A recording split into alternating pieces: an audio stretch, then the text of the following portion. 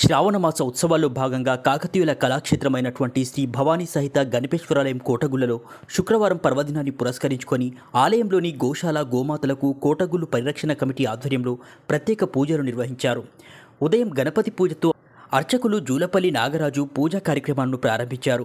అనంతరం భక్తులు స్వామివారికి రుద్రాభిషేకం నిర్వహించారు. అభిషేకం అనంతరం గోమాతలను ప్రత్యేకంగా అలంకరించి పట్టు వస్త్రాలు పూలమాలను సమర్పించి పసుపు కుంకుమ గంధం చల్లి పూజలు నిర్వహించారు.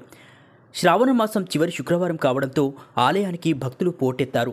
ఈ సందర్భంగా స్వామివారిని అర్ధనారీశ్వర రూపంలో ఎరుపు పసుపు పట్టు వస్త్రాలతో ప్రత్యేకంగా అలంకరించారు.